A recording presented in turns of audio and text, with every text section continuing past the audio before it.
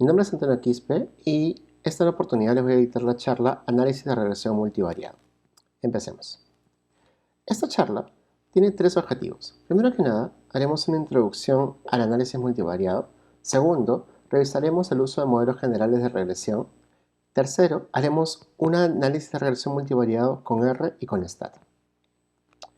Primero que nada, un paso muy importante antes de plantear cualquier análisis es revisar la teoría detrás para saber exactamente qué estamos haciendo en cada fase del proceso. Por ejemplo, cuando nosotros hacemos un estudio, tomamos una muestra de una población. Cuidamos mucho el proceso de muestreo para cuidar que esa población esa muestra sea representativa de la población de estudio. Pero tenemos que conceptualizar dos cosas. Primero que nada, que lo que hacemos es, de un universo posible de sujetos elegibles, definimos los criterios de inclusión y exclusión, de tal manera que construimos un marco muestral. De este marco muestral calculamos un cálculo de tamaño de muestra y a partir de ahí recogemos los datos y eventualmente tenemos nuestros datos de estudio. En todo este proceso se pueden introducir una serie de sesgos que invaliden nuestro estudio. Y cuando nosotros decimos que lo que queremos hacer es investigar una inferencia causal a partir de una muestra e inferirla a una población, estamos hablando de la validez interna del estudio. Cuando podemos hacer esa inferencia causal libre de confusión, nuestro estudio es válido. De tal manera que la cuantificación de esa magnitud de asociación, que va a plantearse como una asociación de tipo causal, es decir, que la exposición causa el evento o desenlace de interés, la vamos a cuantificar con un estadístico. Ese estadístico puede ser un odds ratio, una razón de prevalencias, un riesgo relativo, una razón de incidencias, una razón de riesgo de incidencia. Y esto lo que vamos a querer hacer es estimar un parámetro, que es el riesgo. Entonces, este concepto teórico del diseño de estudio tiene un impacto muy fuerte en nuestra capacidad de hacer inferencia a partir de esa cuantificación de la magnitud de asociación. Entonces, en todo estudio, lo que tratamos de hacer es, si conceptualizamos que las variables de nuestro estudio todas están interrelacionadas y que nosotros vamos a poner un microscopio en una asociación en particular, de lo que estamos hablando es de que queremos disecar la asociación entre nuestra exposición y nuestro outcome de interés. Es decir, vamos a tener una variable independiente que va a causar un efecto sobre una variable dependiente. En ese escenario en el cual queremos discernir si esa asociación entre esa exposición y ese outcome es verídica, nosotros vamos a tener que analizar cómo las demás variables interactúan con esa asociación, de tal manera que nos vamos a cuidar de reportar una asociación espuria o inexistente. Para poder hacer eso, hay que aplicar diferentes metodologías. Una de ellas es el análisis de regresión multivariado. Cuando nosotros decimos que tenemos un análisis en el cual solo tenemos una exposición y un outcome, hablamos de un análisis bivariado.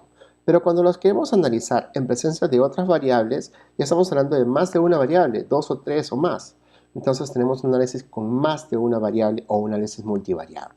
Entonces puede suceder dos cosas.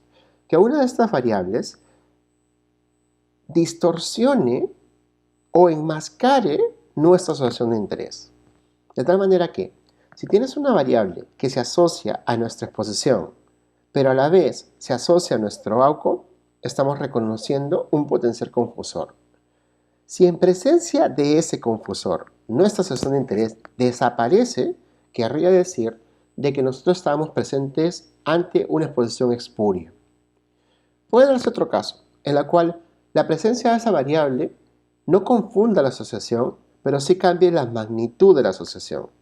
Y estamos en presencia de un modificador de efecto.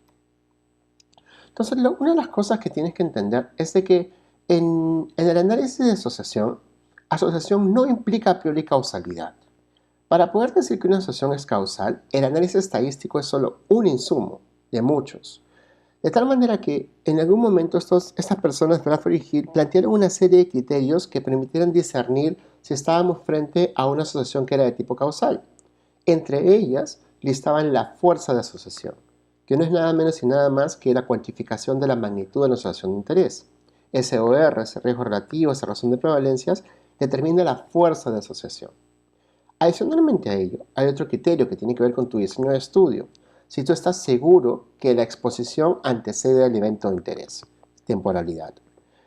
Si adicionalmente no existe un brazo, sino 3 brazos, en el cual tenías una relación de dosis-respuesta, a mayor dosis, mayor respuesta, o a menor dosis, menor respuesta, o viceversa, tú vas a tener otro criterio adicional, que es el criterio de dosis-respuesta. Consistencia, plausibilidad biológica, especificidad, coherencia, analogía, todo tiene que ver con cómo se correlaciona con la literatura. Si tú tienes que tu estudio es consistente con otros, hablas de consistencia. Si tienes un marco teórico que te fundamenta que tu asociación es plausible, es decir, es factible que exista esa asociación, estás ante plausibilidad biológica. Si tienes de que esa exposición solo causa ese efecto, tienes especificidad. Si tienes de que en los reportes tú puedes hacer un metaanálisis y puedes tener cierta direccionalidad de las asociaciones previas, tú vas a tener coherencia. Si tienes que existen intervenciones similares que producen un efecto similar, tienes analogía. Pero por último, tienes uno que es uno de los más importantes criterios de causalidad, que es la evidencia de tipo experimental.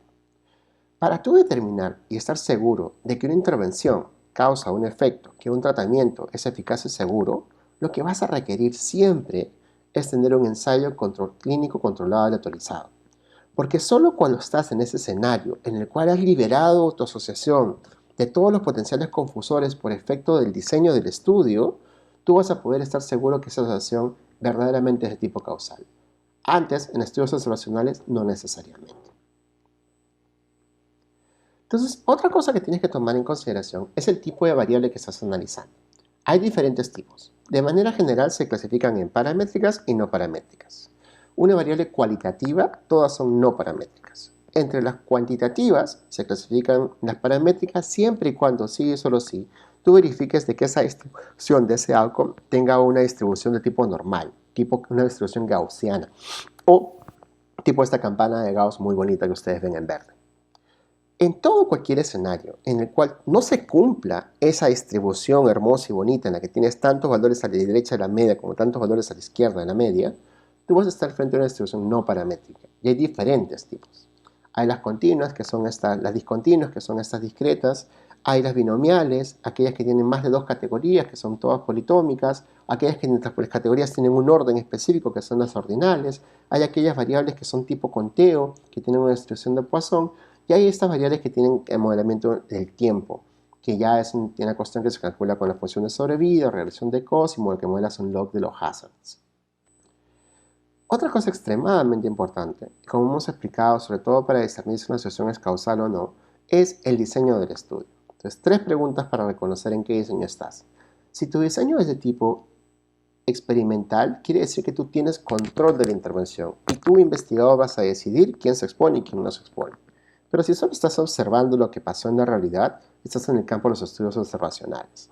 En los experimentales lo único que importa es si es aleatorio o no es aleatorio, para que llegues a ese non plus quam ultra de calidad de evidencia que lo otorgan solamente los ensayos clínicos controlados aleatorizados. Todos los demás son no aleatorizados y hay un bolsón distinto y muchos tipos de este tipo de estudios. En el lado de los observacionales, la siguiente pregunta que te vas a hacer es muy importante. Si tienes o no tienes un grupo control. ¿Por qué razón es importante? Porque solo si tienes un grupo control vas a poder realmente estimar una magnitud de asociación. Los estudios no controlados no permiten estimar magnitud de asociación. Por eso es que si tienes un grupo control vas a entrar a un grupo muy especial de estudios, que es el tipo de estudio analítico. Aquí la siguiente pregunta te va a pedir discernir qué tipo de estudio estás realizando. Si es un estudio de cohortes, tú vas a partir de la exposición y vas a seguir a los sujetos en el tiempo y vas a determinar quiénes y quiénes no presentan el evento de interés. Entonces tienes por lo general 2 cohortes, la de los expuestos y la de los no expuestos, y ambos van a ser seguidos en el tiempo para determinar qué expuestos presentaron o no presentaron el evento de interés y qué entre los que no están expuestos presentaron o no el evento de interés. Si va a ser la inversa, en la que tienes tú un grupo de enfermos o no enfermos, casos o controles, tú vas a poder decidir 2 cosas en particular. Digamos de que tienes una población de estudio y tienes un grupo de enfermos. Si vas a trabajar con todos, en la que tú tienes a los enfermos y a los no enfermos, a los casos y a todos los que son no casos, y los incluyes en tu estudio, de manera transversal, estás haciendo un estudio de tipo transversal. Pero si vas a coger entre aquellos que están enfermos y entre todos los que no están enfermos, vas a tomar una muestra para no trabajar con todos, haciendo tu estudio más eficiente, y determinas una fracción determinada por un ratio, tantos controles para cada caso, vas a tener un grupo control. Y estás frente a un estudio tipo casos y controles. A partir del diseño de estudio, tú vas a poder estimar medidas de frecuencia y con estas medidas de frecuencia estimar medidas de asociación. Entonces, en los estudios de tipo ecológico, en los que la unidad de análisis no es una persona sino una población, tú solo puedes calcular prevalencias y por ende solo puedes calcular razones de prevalencias. En estudios transversales, tú tienes a toda la población de estudio, por ende puedes estimar la prevalencia de un evento de interés y adicionalmente puedes reportar los odds o chances y calcular con ello la razón de chances o razón de odds. En los estudios casos y controles ya no tienes a todos los que son no enfermos o no casos, por ende tienes un subgrupo, estos son los controles, de ahí que no puedes calcular prevalencias y solo puedes reportar odds o razón de momios o razón de odds radios. Pero si estás en el lado de los estudios de cohortes o ensayos clínicos controlados, ya puedes calcular todo. Bueno, puedes calcular prevalencia, los odds, la incidencia, y ulteriormente lo que verdaderamente importa es calcular el riesgo relativo o la razón de riesgos, que es una mejor aproximación a ese parámetro que queremos estimar, que es el riesgo de ocurrencia de un evento. Para tú poder analizar las asociaciones de interés, es decir, cómo interactúan tus demás variables con tu exposición de interés y tu outcome de interés, hay una metodología que se recomienda, que son los diagramas acíclicos direccionales.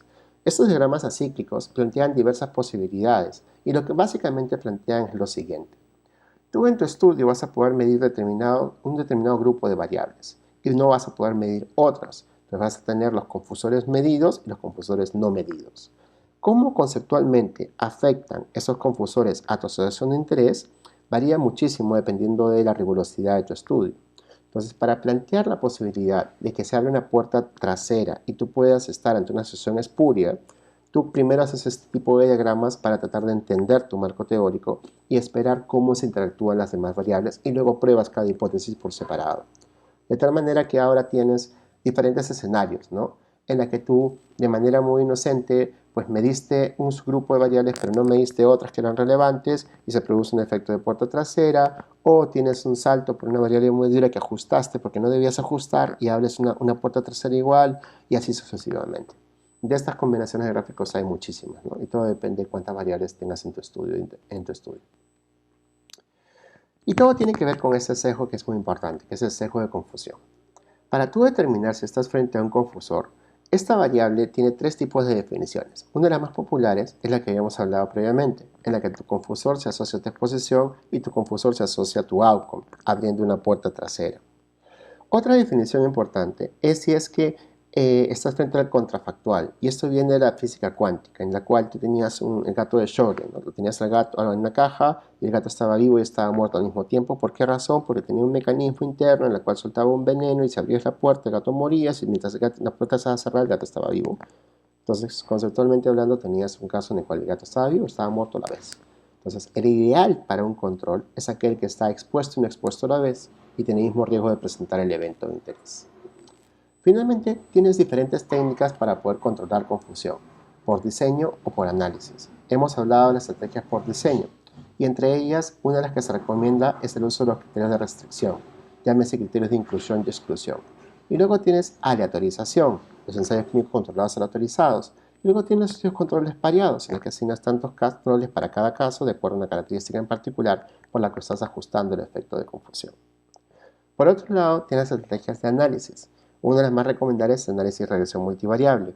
Hay alternativas, el análisis por estratificación, que reporta los grupos por separado, o estandarizas, calculando cuántas veces un estándar a través de la media, o usas los Z-scores, o haces una técnica mucho más avanzada que son los propensity scores.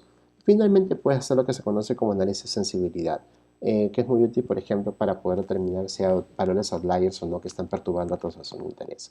Haces el mismo análisis con los outliers, luego los quitas y ves si cambia o no cambia la magnitud de asociación en presencia o en ausencia de esos outliers. Vamos a hacer una pausa aquí, retomamos la clase para poder hacer el uso de modelos generales lineales de regresión.